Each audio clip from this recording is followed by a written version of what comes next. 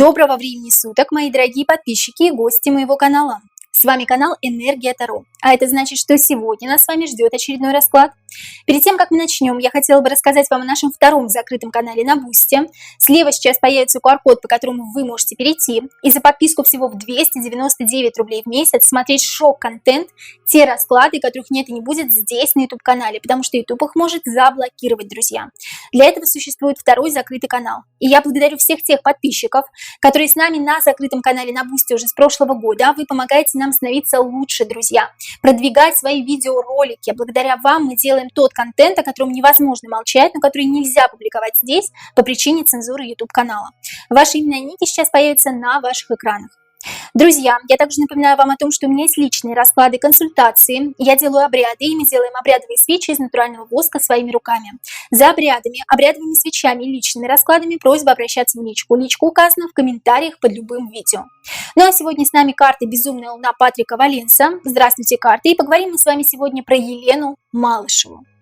Главный доктор страны, не побоюсь этого слова, по совместительству телеведущая, основатель Центра диетологии Елены Малышевой и врач-кардиолог, часто находится в поле зрения СМИ. Вокруг Елены много слухов, кто-то завидует богатству телеведущей, кому-то жизненно необходимы ее советы и телепередачи, ведущей которой она является, а кому-то категорически не нравится подход и вредные советы на экране от Малышевой. Ходят различные теории, кто-то даже считает, что Елена не является дипломированным специалистом и ей нечего раздавать вредные советы на экране, потому что она врачом как таковым не является. Давайте узнаем сегодня, кто такая на самом деле Елена Малышева, и начнем мы, конечно же, с характеристики личности. Итак, характеристика личности главного доктора страны. Я, конечно, так не считаю, да, это сарказм, друзья. Главным доктором страны ее нарекли почему-то. Елена Малышева, характеристика личности, основная ее суть. Каким человеком является Елена Малышева? Что это за человек? Основная суть человека. Девятка пентаклей, человек, манипулируемый кем-то за деньги, да? Мы видим здесь персонажа в маске. Человек не является тем, кем на самом деле является в этой жизни. То есть он показывает абсолютно другого себя на экране и другой совершенно в жизни, да, человек. У него есть деньги, он одет в фиолетовое одеяние, если мы вспомним мои другие расклады, то фиолетовое одеяние – это цвет знати. Раньше только знатные люди, знатный род мог позволить себе одежду в фиолетовых оттенках. Она отшивалась специально для них, пурпурные и фиолетовые оттенки. Человек имеет деньги, у человека тут дорогая сумочка, но человек инвалид без рук и без одной ноги. Что это обозначает? Не в физическом плане он является инвалидом, а в моральном плане. Почему, собственно говоря? Потому что он манипулируем кем-то. Когда у нас есть руки, когда у нас есть две ноги, мы можем сами управлять своей жизнью, мы можем взять, что захотели, мы можем кого-то погладить, но здесь невозможно. Здесь скрывается ее настоящая натура. И, конечно же, это за деньги все, да? Почему? Потому что у нас девятка пентаклей. Девятка – это мы стоим на месте, деградируем, не развиваемся как личность. Не в плане своей карьеры, да, не в плане своей профессиональной деятельности, а именно как личность умственно. Поэтому вполне возможно, что здесь Елена Малышева у нас человек запрограммированный, в прямом и переносном смысле этого слова. Это либо МК Ультра, какая-то другая программа, либо человек просто очень любит деньги, корыстный, властный. Человек, который не слушает других окружающих, слушает только саму себя. То, что я хочу, то и будет. На человеке всегда практически маска. Человек интроверт, достаточно замкнут, очень любит, чтобы на него смотрели. Несмотря на это, несмотря на то, что он не очень любит людей. Здесь прослеживается все-таки макиавелизм, узурпаторство и прослеживается также мизантропия, то есть человека-ненавистничество. Вот такая необычная, я бы сказала, характеристика личности Елены Малышевой. Сильные и слабые стороны Елены Малышевой, друзья, давайте посмотрим. Сильные и слабые стороны Елены Малышевой. У каждого из нас есть сильные стороны, у каждого из нас есть слабые стороны. Сильные, слабые стороны Елены Малышевой. И сильная сторона умеет сказать «нет», умеет отказать. Не все люди на земле, в жизни, особенно в наше время, почему-то умеют говорить «нет», да? То есть здесь умеет говорить четкое «нет». «Нет, я тебе помогать не буду, не ухожу в эмоции, я тебя не жалею, ты сам справишься, ты сам все сделаешь». Не дает в долг, никогда не занимает деньги и все время отказывает людям, что считает своей сильной стороной, поэтому люди к ней редко обращаются за какими-то просьбами. Повернута к нам здесь девушка правой, рациональной стороной, что говорит о мужской логике. Как я уже говорила, это узурпатор в юбке по рыцарю мечей, да, по ее характеристике личности. То есть может отказать, может сказать нет. Это ее сильная сторона. Ее слабая сторона – импульсивность, вспыльчивость, агрессия. Рыцарь жезлов. У нас выпадал рыцарь мечей на характеристику личности, здесь выпал рыцарь жезлов. Еще есть какие-то извращенные фантазии, которые мешают ей жить, так как она не может их осуществить в полной мере, друзья. Вот это ее слабая сторона. Далее. Следующий вопрос. Чего боится Елена Малышева? Чего больше всего на свете боится Елена Малышева? Давайте посмотрим на страхи. Чего больше всего на свете боится Елена Малышева? Чего боится Елена Малышева? Что деньги у нее пропадут, да? Что деньги у нее заберут, что денег не будет, что ресурсов не будет. Почему? Потому что здесь королева Пентаклей – жадная женщина, которая наступила на своего ребенка. Но здесь может быть не ребенок, а может быть народ или телезрители, которые ее смотрят. То есть ей глубоко наплевать на телезрителей. Ей самое главное, чтобы у нее была денежка в кармане. И она очень сильно боится, и поэтому она подстраивается под шкупков, по тех людей, которые ее прославляют, по тех людей, которые ее выдвигают на экраны телевидения, да, она очень сильно боится растерять ресурсы, растерять значимость, какую-то определенную власть в каких-то определенных структурах, собственно говоря, что ей перестанут помогать. Вот этого она больше всего в этой жизни боится. Психопатические расстройства личности Елены Малышевой. Есть ли какие-то? У всех у нас есть психологические расстройства личности, друзья. Есть ли психопатические расстройства личности у Елены Малышевой? Психопатические расстройства личности у Елены Малышевой. Какие? Моральный инвалид. Человек системы. Конформизм прослеживается по рыцарю Пентаклей. Конформизм – это значит, я говорю все то, что хотят услышать от меня люди с экранов телевизоров или те, кто меня поставил на экраны телевизора, но на самом деле я так не считаю. Однако мне за это платят деньги, и мне вообще в принципе так говорить нормально. Конформизм – это психопатическое расстройство, можно сказать, или девиантное поведение человека. Что-то идет с детства. Что-то идет с детства, от отца, вполне возможно, переняла от отца какие-то моменты. Вот именно в плане конформизма, подстраивания под кого-то. Да, с детства. Говорю же, что-то с детства идет. Шестерка кубков, детская карта выпадает. Какие еще психопатические расстройства личности есть у Елены Малышевой? Инфантилизм, да, шестерка кубков нас показывает на инфантилизм, на человека, который не может взять ответственность за себя и за других, но отлично что-то делает, выполняет какие-то программы, системы, скажем так, за деньги. Какие еще психопатические расстройства есть у Елены Малышевой? Туз жезлов, начинания, которые не заканчиваются успехом. Здесь скорее не психопатическое, не психологическое расстройство, а человек, который не доводит ничего до конца. Человек, который не доводит ничего до конца. Нет материнского инстинкта, еще можно сказать, да, рыцарь Пентаклей, под рыцарем Пентаклей туз жезлов. Не преобладает материнский инстинкт, больше преобладают все-таки деньги. Подстраивание под другого человека, как я уже сказала. Это опять конформизм, да, тройка Пентаклей. Я подстраиваюсь под других, и этому меня научили в детстве, научил мой отец. Тут больше от отца идет, от мужской фигуры, от короля жезлов. Туз жезлов, начинание, не заканчивающееся успехом, как я уже сказала, не доводить до конца какое-то определенное действие. Карта отшельника, нелюбовь к себе. Нелюбовь к себе и человека-ненавистничество, мизантропия, карта отшельника. Вот такие психопатические расстройства личности имеет Елена Малышева. В основном, конечно, конформизмом здесь попахивает. Еще по отшельнику может быть рефлексия, друзья. Далее. Есть ли у Елены Малышевой диплом врача? И действительно ли она обучалась в Российском университете медицины? Есть ли у Елены Малышевой диплом врача на самом деле? Есть ли у Елены Малышевой диплом врача? И действительно ли Елена Малышева обучалась в Российском университете медицины? Есть ли у Елены Малышевой диплом врача? Колесо фортуны, да, как-то очень тяжело он ей достался, кстати говоря, несмотря на то, что все говорили, что она хорошая, прекрасная ученица. Колесо фортуны, да, И здесь она очень сильно зацикливалась почему-то на обучении. Здесь карта фатализма выходит. Колесо фортуны, получила когда-то давно диплом, очень сильно была зациклена на том, чтобы получать хорошие оценки, и поэтому ей давались какие-то предметы особенно тяжело, потому что она зацикливалась на этом. Двойка жезлов. Да, диплом врача у нее есть, она действительно обучалась в Российском государственном университете медицины. Это для тех, кто думает, что у Малышевой вообще нет диплома, да? Имеет ли Елена Малышева признанный положительный опыт как врач? Одно дело иметь диплом, друзья, другое дело иметь опыт. Как говорится, опыт не пропьешь, да? Русская поговорка. Имеет ли Елена Малышева признанный положительный опыт как врач, как доктор? К чему я это? Является ли она по-настоящему компетентным специалистом, способным помочь человеку? Давайте сразу два вопроса. Имеет ли Елена Малышева признанный положительный опыт как врач? Какой-то не очень хороший опыт у нее здесь был.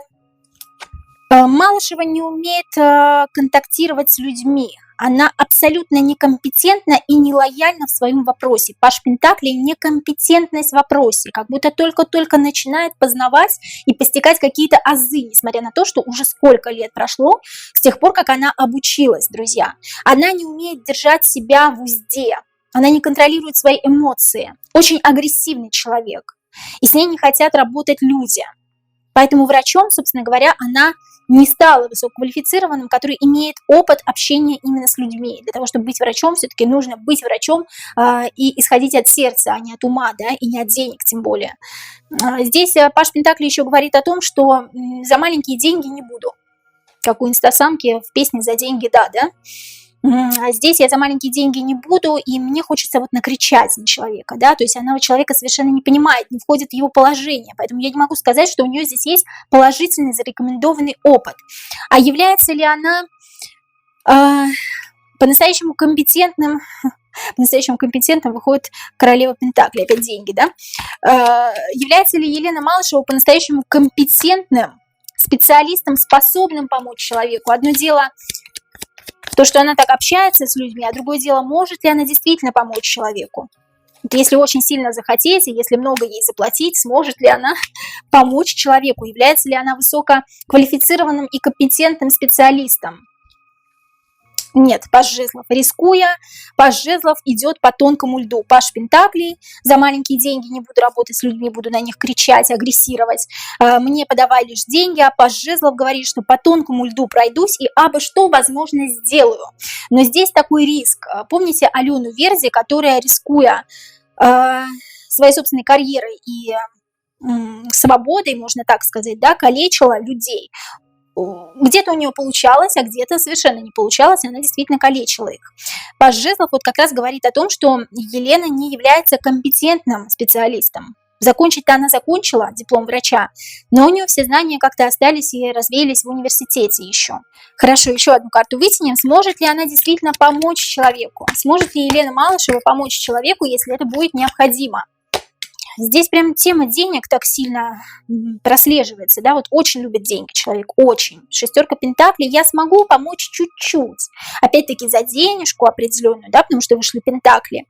Я смогу помочь немножко, вот чем я смогу, чем смогу, тем помогу, скажем так, да, у меня знания есть, но все знания как-то они расплылись, рассеялись. Если нет практики, то каких знаниях может идти речь, если есть только теория, да, у нас в голове, которая и то осталась в далеком прошлом. Здесь вот об этом речь, друзья. Следующий вопрос.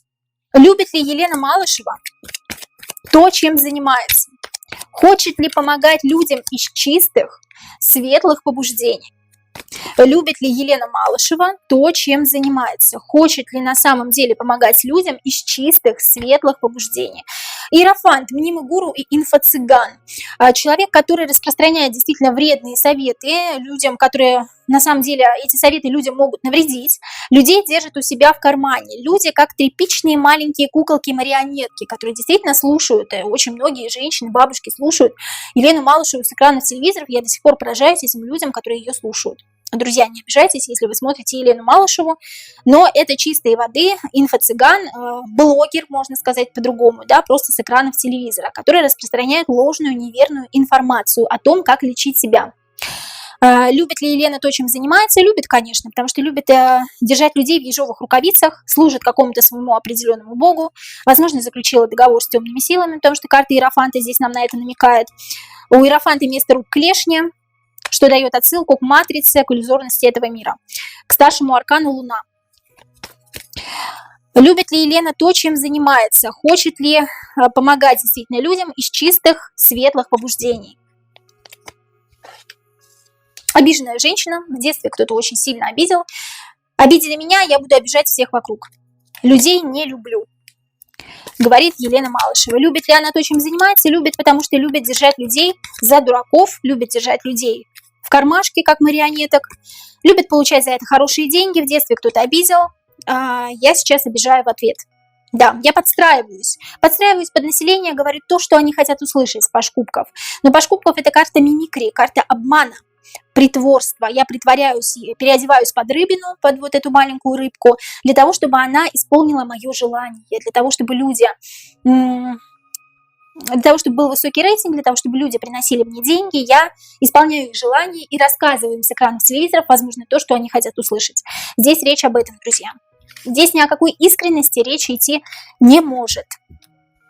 Диета Елены Малышевой действительно ли является эффективной методикой для снижения веса? Ну а вдруг? Диета Елены Малышевой действительно ли является эффективной методикой для снижения веса? Действительно ли эффективна диета Елены Малышевой? Во-первых, это не ее, да, разработка. Сразу мы видим то, что она просто с чьей-то подачей это рассказывает, публикует на сайте, может быть, да, я, к сожалению, не заходила, не смотрела в центр ее диетологии, что у нее там за диета, но это не ее разработка. Это чья-то разработка, да, обман.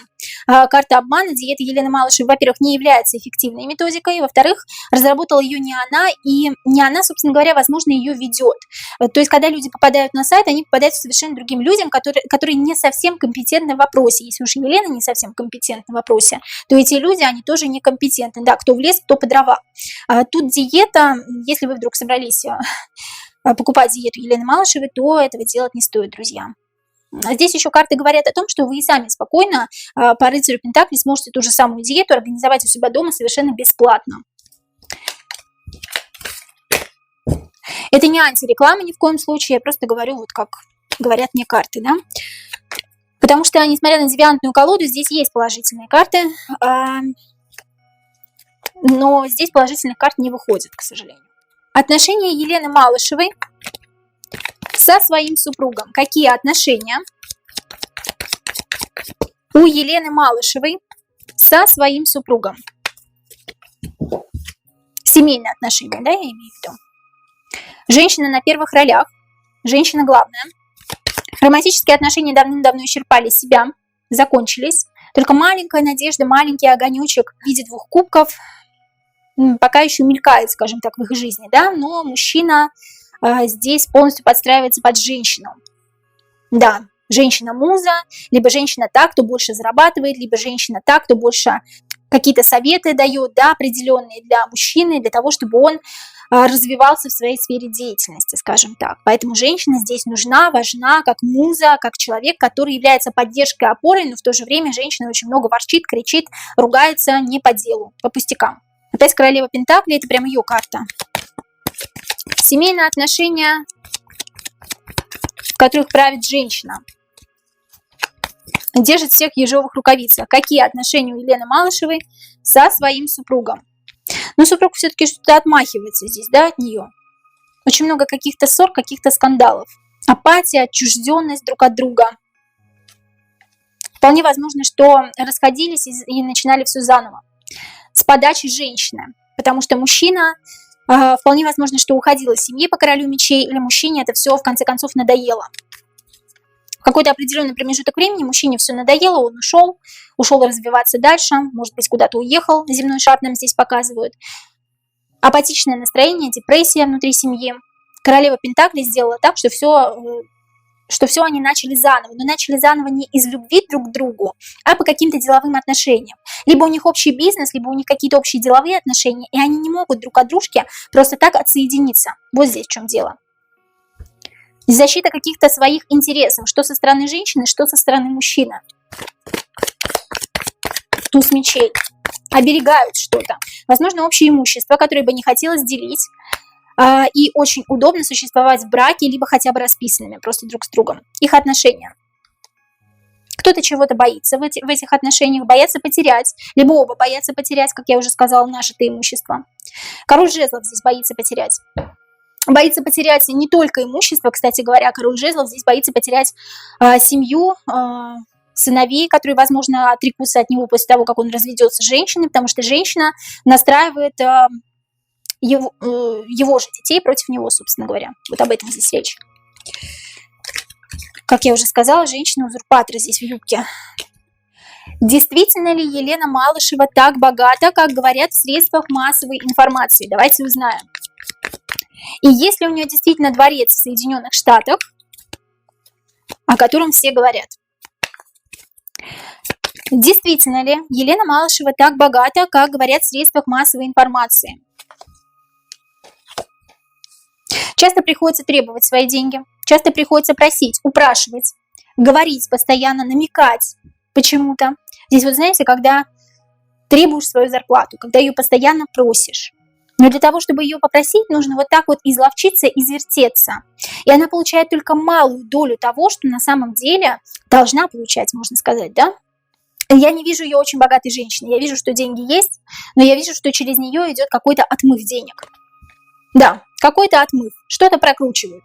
Что-то прокручивают через нее, а она так много знает, и она как-то уже однажды рискнула, войдя вообще в эту сферу.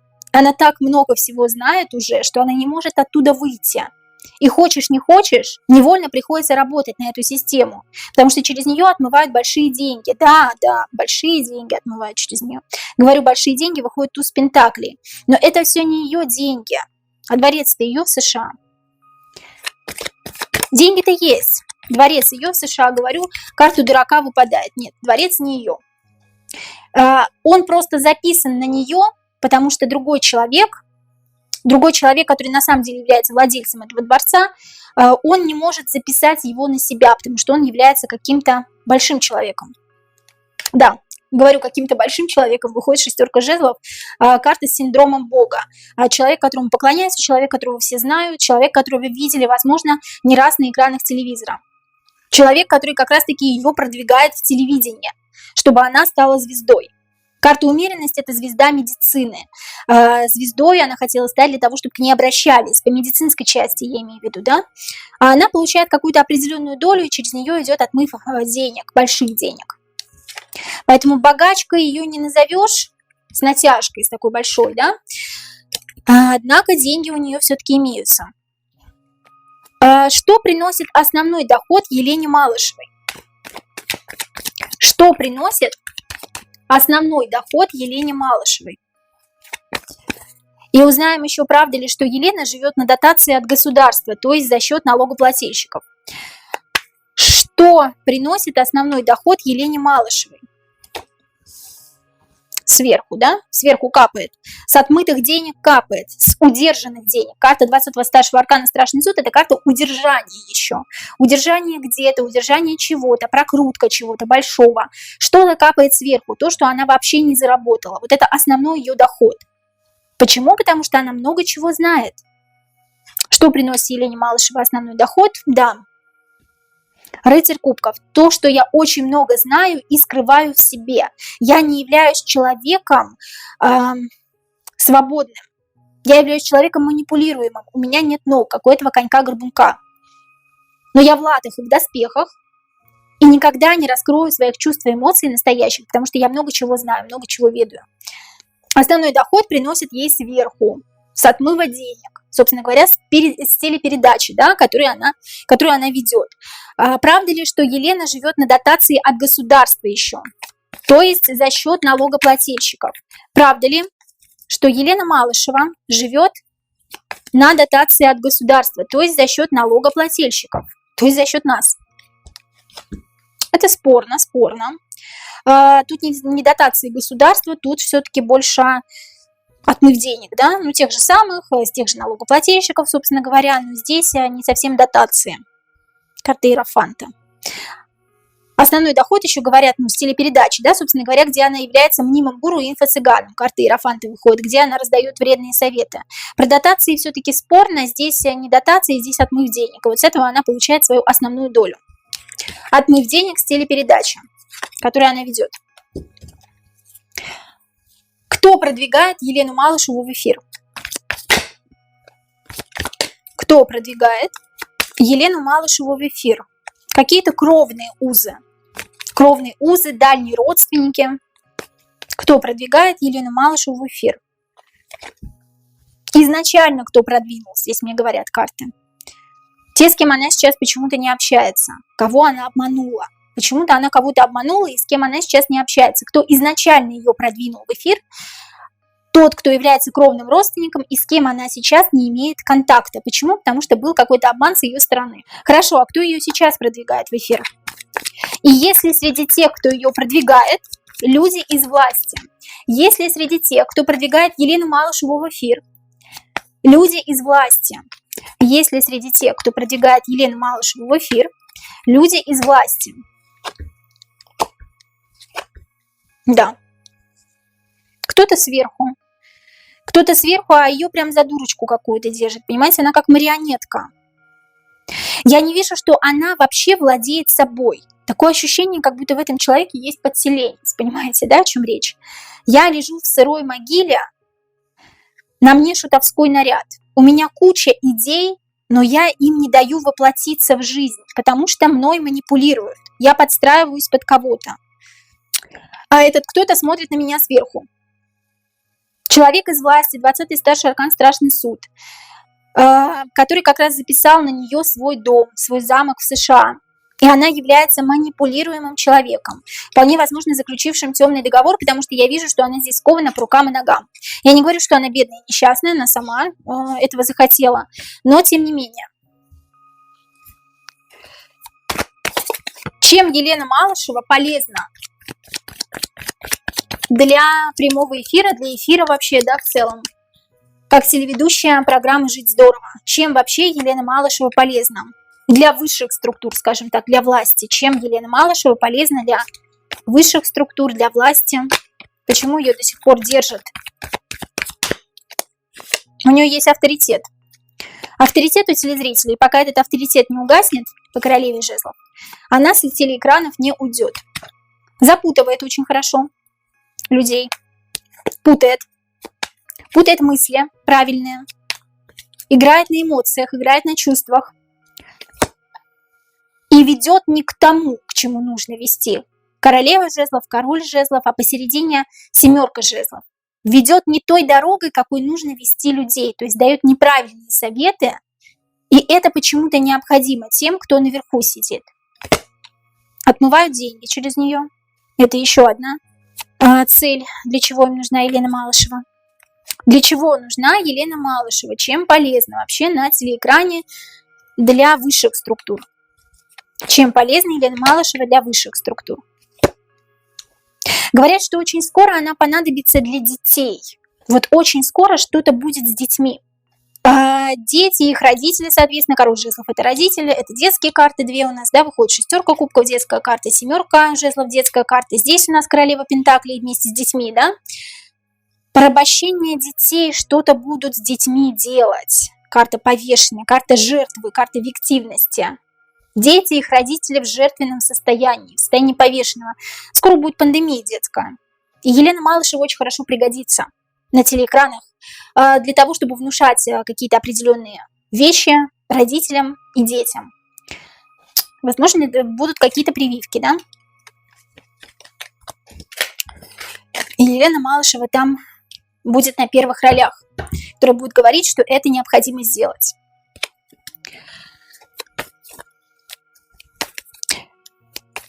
Почему Елена Малышева раздает вредные советы в своей телепередаче? Был такой вопрос, но я думаю, что мы уже это сейчас обсудили, да, для чего? Для того, чтобы запутать людей, для того, чтобы люди неправильно лечились, скажем так. Это все понятно. Понимает ли Елена Малышева, что она делает на экране? И понимает ли она всю ответственность, которая лежит на ней? Понимает ли Елена Малышева, что она делает на экране, то, что она раздает вредные советы? И понимает ли всю ответственность, которая лежит на ней?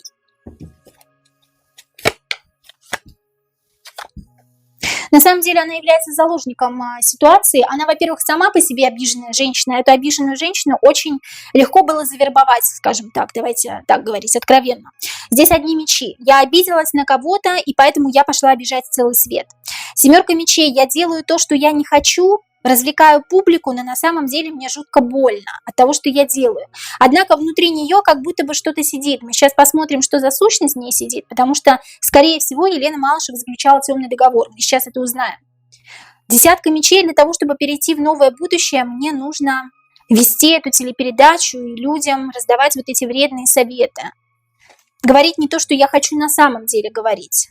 Мне это тяжело дается, но я ничего не могу с собой сделать, потому что я отшельник. И во мне сидит какая-то сила. В ней что-то есть в этом человеке, да? Что-то нехорошее. Это сущность, которая управляет человеком. Это либо МК Ультра, либо заключение темного договора. Есть ли заключение темного договора у Елены Малышевой? Заключала ли она темный договор? Заключала ли Елена Малышева темный договор? Заключала ли Елена Малышева темный договор? Ну, конечно. Влияние на подсознание, на разум, карта башни, разрушения. Здесь еще говорится не совсем о темном договоре, друзья.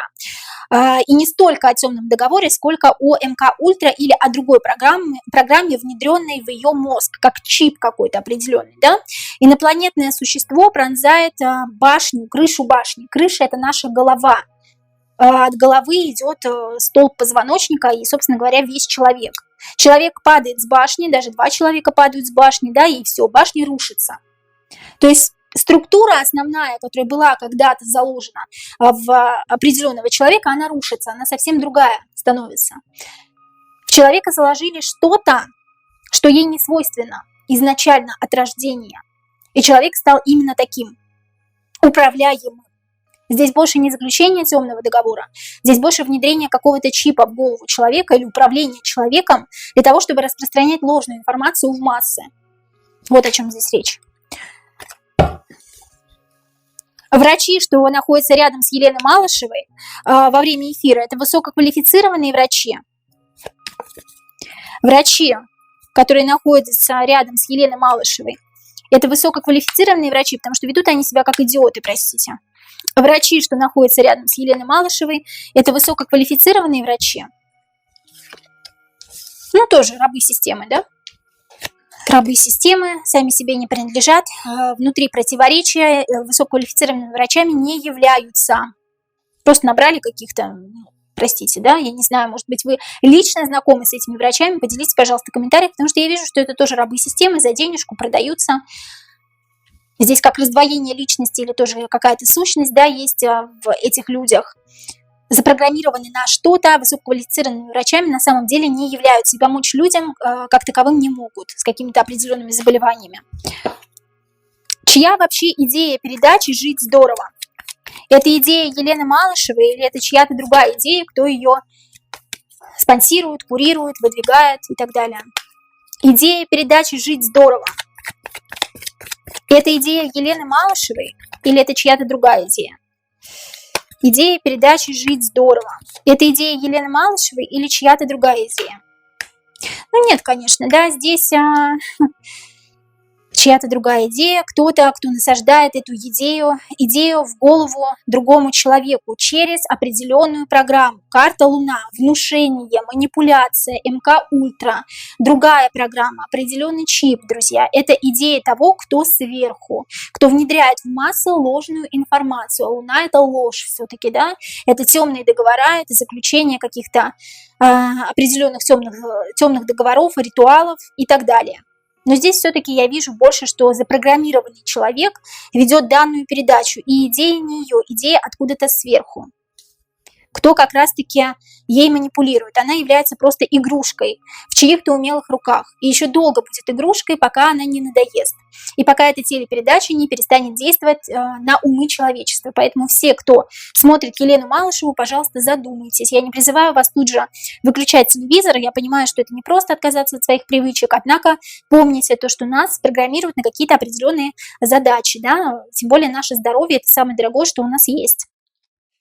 Будущее Елены Малышевой. Давайте до конца этого года, да? Будущее Елены Малышевой. Для чего-то она там будет нужна. Детская какая-то будет пандемия в скором времени, друзья. Будущее Елены Малышевой.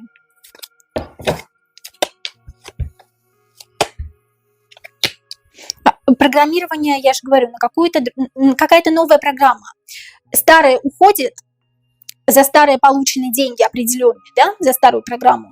Какая-то новая передача выходит, или какая-то новая рубрика, или тема какая-то новая, да, опять детская тема. Ребенок, здесь ребенка ругают, порицают или говорят ему, что делать. Очень много эмоций, потому что детская тема вызывает очень много эмоций. Вообще детско-родительские отношения, детская тематика, детская пандемия вызывает очень много эмоций. Тут как программирование на что-то новое, я же говорю.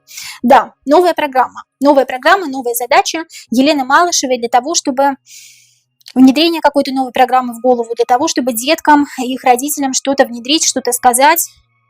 Карта двойка мечей, колоться или не колоться, да, здесь. Вот в чем вопрос, прививки, да, как я уже говорила. Здесь вот об этом речь, скоро увидите, скоро поймете. Это ее будущее, это либо новая передача абсолютно, либо какая-то новая рубрика.